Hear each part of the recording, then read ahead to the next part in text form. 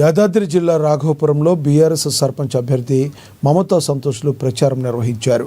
తమను గెలిపిస్తే 5 ఏళ్లు గ్రామ ప్రజలకు ఉచితంగా ఫిల్టర్ వాటర్ అందిస్తామని హామీ ఇచ్చారు. గ్రామం నుండి పెద్దరాచర్ల వరకు రోడ్డు వేయడానికి కృషి చేస్తానని, గ్రామానికి ఆర్టీసీ బస్సు సౌకర్యం కల్పించేందుకు కృషి చేస్తామని మమతా సంతోష్లు గ్రామస్తులకు హామీ ఇచ్చారు.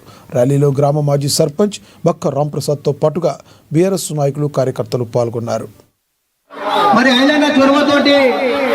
మమతా సంతోష్ గారికి మద్దతుగా ఈ ర్యాలీకి వచ్చి విజయవంతం చేసినందుకు మీ అందరికీ కృతజ్ఞతలు తెలుపుతూ, ఎందుకంటే రాఘవాపురంలో గత ప్రభుత్వం ఈసీఆర్ ఉన్నప్పుడు చేసిన అభివృద్ధి కనబడుతుంది తప్ప ఈ 2 సంవత్సరాల కాంగ్రెస్ పాలనలో మన గ్రామంలో కనీసము రూపాయి అభివృద్ధి పని కూడా ఇప్పటి వరకు లేదు.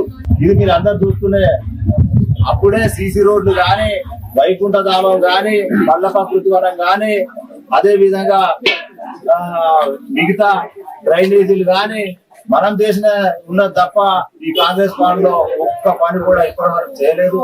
72 ప్లాట్లను మనం అందరికి పంచడం జరిగింది. ఇంకా కూడా ఉన్నాయి కాబట్టి మనం గెలిచిన వెంటనే మిగతాయి కూడా మనం అందరం కూడా ఆ యొక్క ఇంకా 40 ప్లాట్లు ఏమో ఉంటాయి, వీటిని లీగలైజ్ చేస్తుంది. అది క్లియర్ చేసి ఇంకా 40 మంది ప్లాట్ అందరికి కూడా